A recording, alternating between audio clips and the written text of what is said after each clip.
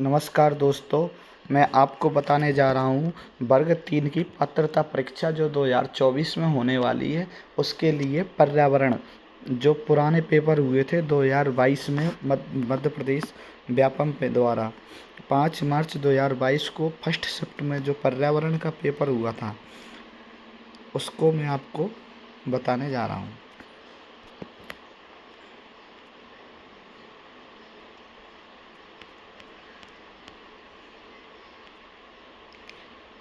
और हमारे चैनल को सब्सक्राइब कर लीजिए जिससे आपको लेटेस्ट अपडेट मिलती रहे।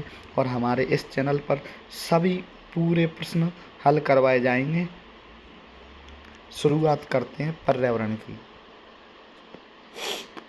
पहला प्रश्न है, निम्नलिखित में से कौन ईवीएस के व्यापक विषयों के अंतर्गत नहीं आता? तो पौधे प्रश्न नंबर 1 का आंसर है बी, पौधे ये नहीं आते हैं। प्रश्न नंबर 2 कहता है अपना पर्यावरण अध्ययन का परिभाषित कीजिए। पर्यावरण अध्ययन की परिभाषा प्रश्न नंबर 1 का बी आंसर है। एक बहुविषयक शैक्षणिक क्षेत्र जो पर्यावरण के साथ मनुष्य के संबंध का व्यवस्थित रूप से अध्ययन करता है उसे हम कहते हैं पर्यावरण। अगला प्रश्न आता है प्रश्न नंबर 3, एक गैर जलवायु कारक है तो भूमि अवक्रमण एक गैर जलवायु कारक है। प्रश्न नंबर 4 कहता है अपना पारिस्थितिकी तंत्र पर मानवीय गतिविधि के प्रभाव के बारे में निम्नलिखित में से कौन सी गतिविधि सही है? तो प्रदूषण कम करना ये गतिविधि सही है। अगला प्रश्न आता है प्रश्न नंबर 5, निम्नलिखित में से किसके अनुसार वायुमंडल में 79% नाइट्रोजन और 21% ऑक्सीजन है? ये आयतन के अनुसार है। अगला प्रश्न आता है प्रश्न नंबर 66, निम्नलिखित में से क्या जंगल का कार्य नहीं है? तो क्या है जंगल का कार्य नहीं है? तो जंगल का कार्य नहीं है भाई साहब ध्वनि प्रदूषण को रोकना जंगल का कार्य नहीं है। अगला प्रश्न आता है प्रश्न नंबर 67, निम्नलिखित में से कौन सी एक गैसीय जैव भू रासायनिक चक्र नहीं है? तो कौन सी गैर रासायनिक चक्र नहीं है? अपने पास जल चक्र आता है, फास्फोरस चक्र नहीं है, कार्बन चक्र आता है इसके अंतर्गत, लेकिन फास्फोरस चक्र नहीं आता। ऑक्सीजन चक्र भी आता है जैव भू रासायनिक चक्र के अंतर्गत। प्रश्न नंबर 68 कहता है चंगपा पहाड़ों पर रहने वाली एक जनजाति शंकु के आकार के तंबू में रहती है जिसे याक के बालों से बुना जाता है, एक साथ सिला जाता है, 9 डंडों से बांधा जाता है, फिर करीब 2 फीट गहरी जमीन खोदकर टेंट लगाया जाता है। उनके तंबू को क्या कहते हैं? उनको तंबू को रेवो कहते हैं। ये इसका आंसर होगा। प्रश्न नंबर 68 का ए आंसर रेवो। अगला प्रश्न देखते हैं प्रश्न नंबर 69, चंगपा अपनी भेड़ बकरियों को अपने डेरे के पास रखता है, वह स्थान क्या कहलाता है? वह स्थान इसका लेख कहा जाता है। इसका सी आंसर होगा लेख। अगला प्रश्न देखते हैं प्रश्न नंबर 70,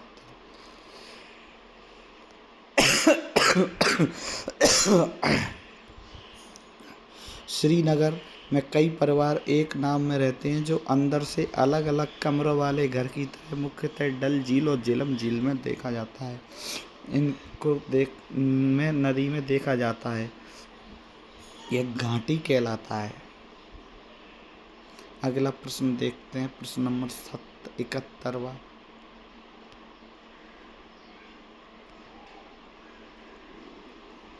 कोई भी स्थान जिसके लिए ऐतिहासिक तथा स्थापत्य संस्कृति के संरक्षण की आवश्यकता है क्या कहलाता है? वो हेरिटेज प्रेस्टीज यानी विरासत परिसर कहलाता है। प्रश्न नंबर 72, 72वां प्रश्न क्या कहता है?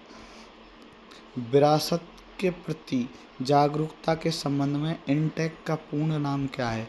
उसका पूर्ण नाम ऑप्शन नंबर ए है Indian national trust for art and culture heritage, कला और सांस्कृतिक विरासत के लिए भारतीय राष्ट्रीय न्यास। इसका सही आंसर है। प्रश्न नंबर 73, भारत सरकार ने लोगों के जीवन को गुणवत्ता सुधार लाने और महिलाओं को गोपनीयता और सम्मान प्रदान करने के उद्देश्य से कौन सा कार्यक्रम कब शुरू किया? तो ये कार्यक्रम 1986 में केंद्रीय ग्रामीण स्वच्छता कार्यक्रम CRSP किया। ये इसका आंसर सही होगा। अगला प्रश्न देखते हैं।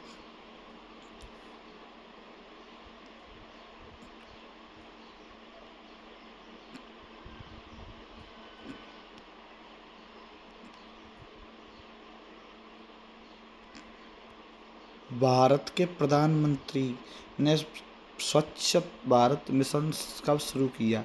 भारत के प्रधानमंत्री ने गांधी जयंती के दिन 2 अक्टूबर 2014 को यह कार्यक्रम स्टार्ट किया था। अगला प्रश्न देखते हैं।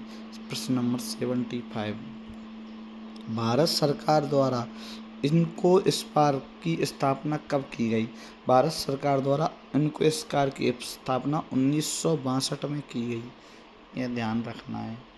अगला प्रश्न देखते हैं 76 वाला। टल्स TERLS का पूर्ण नाम क्या है? इसरो के पूर्ववर्ती संगठन द्वारा स्थापित किया गया था। इसका पूरा नाम है थ्रुम्बा इक्वेटोरियल रॉकेट लॉन्चिंग स्टेशन। ये बी नंबर का इसका आंसर है। TERLS की पूरी फुल फॉर्म है। प्रश्न नंबर 77 कहता है अपना, इसके पूरे ऑप्शनों को देखते हैं। निम्नलिखित में से कौन सी अंतरिक्ष एरोस्पेस एजेंसी अपने देश के साथ सुमेलित नहीं है? तो चाइना की CNS है, DLR अंतरिक्ष प्रशासन डेनमार्क की ये नहीं है। इसका आंसर बी होगा। फ्रांस की है CNES।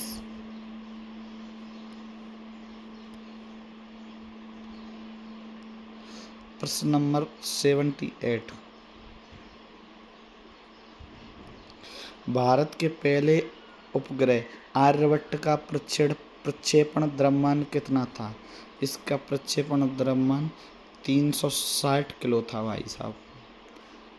आर्यभट्ट है ना, उसका वजन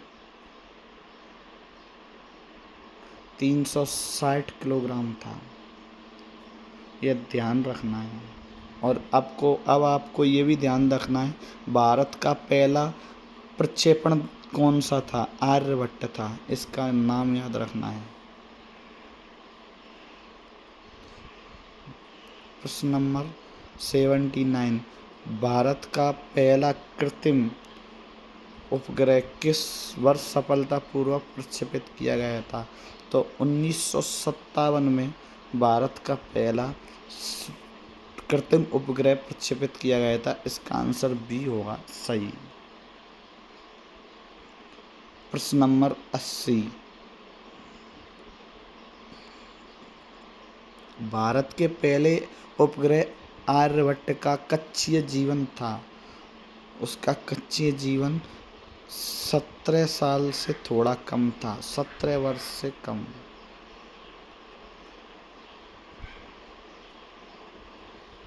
अगला प्रश्न देखते हैं 81,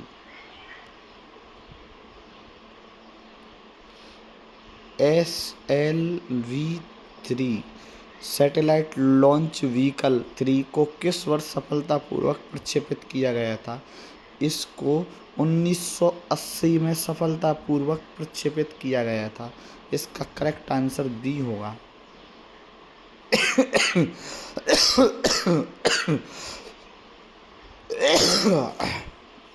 प्रश्न नंबर 82, निम्नलिखित में से कौन सा उपग्रह SLV-3 के प्रथम सफल प्रक्षेपित किया गया था? रोहिणी सैटेलाइट 3 को सफलतापूर्वक किया गया था।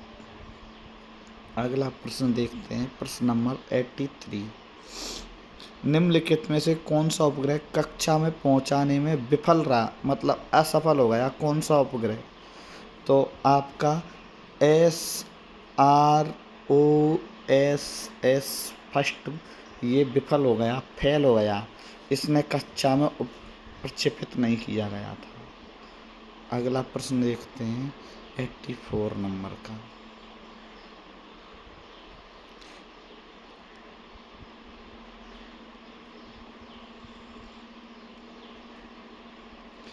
निम्नलिखित पर उपग्रहों पर विचार कीजिए। और रोहिणी उपग्रह RSD-2, रोहिणी उपग्रह RS-1, रोहिणी उपग्रह, रोहिणी प्रौद्योगिकी payload, Rohini technology payload, artifice. निम्न में से कौन सा मिशन सफल रहा? तो आपका पहला और दूसरा मिशन दोनों Rohini RSD-2 plus Rohini RS-1 दोनों सफल रहे। अगला प्रश्न देखते हैं 85, इसरो के निम्नलिखित में से किस अंतरिक्षयान पर विचार कीजिए? Chandrayaan first, Mars orbit space. उपरोक्त में से किसे PSLV polar satellite launching vehicle या ध्रुवीय उपग्रह प्रमोचक रॉकेट का उपयोग करके लॉन्च किया गया था? तो ये आपको 1 और 2 दोनों को ही PSLV में किस के द्वारा किन्हें लॉन्च किया गया था? तो चंद्रयान फर्स्ट को किया गया था, और मंगल मार्स अभियान को मोम को भी किया गया था। मार्स ऑर्बिटल मंगलयान को भी किया गया था, और चंद्रयान को भी किया गया था। चंद्रयान फर्स्ट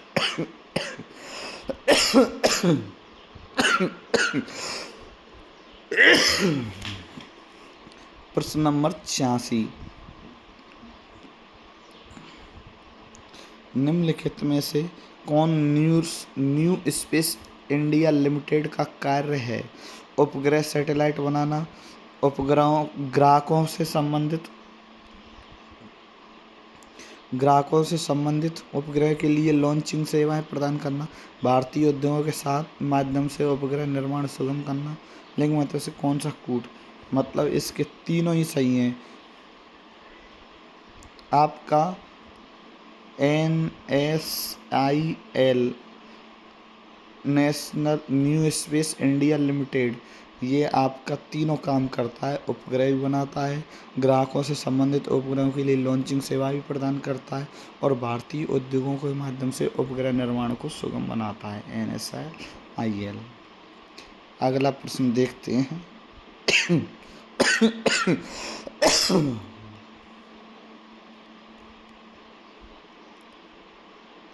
छोटे समूह में परिचर्चा के दौरान शिक्षक क्या सुनिश्चित करना चाहिए?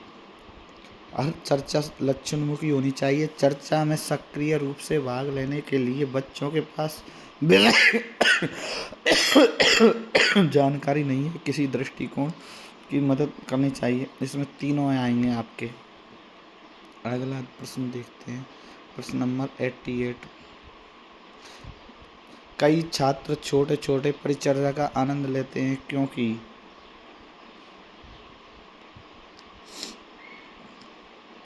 सहकर्मिक आधारित संचार इन्हें अंतःक्रिया होती है, शिक्षार्थियों की सक्रिय भागीदारी को प्रोत्साहित करता है।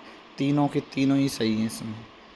प्रश्न नंबर 89, कौशल जो छात्र छोटे चर्चा के माध्यम से विकसित करते हैं, इसका सी होगा 1 और 2, विश्लेषणात्मक और संचार। प्रश्न नंबर 90, निम्नलिखित में से कौन EVS का शिक्षण अधिगम अवलोकन पद्धति का लाभ नहीं है? तो आपका बी आंसर होगा, लेखन कौशल विकसित करना, ये आपका इसका लाभ नहीं है। आपके मैंने 30 प्रश्न पर्यावरण के करवा दिए। धन्यवाद। आप ऐसे ही देखते रहिए और हमारे चैनल को अधिक से अधिक सब्सक्राइब करिए और लाइक कीजिए और शेयर कीजिए, जिससे कि हम आपको और अच्छे से अच्छे वीडियो लेकर आएँ और हर सब्जेक्ट के टॉपिक वाइज चीज़ें डाली जाएंगी। इसलिए आप अधिक से अधिक शेयर करें और लाइक करें। धन्यवाद।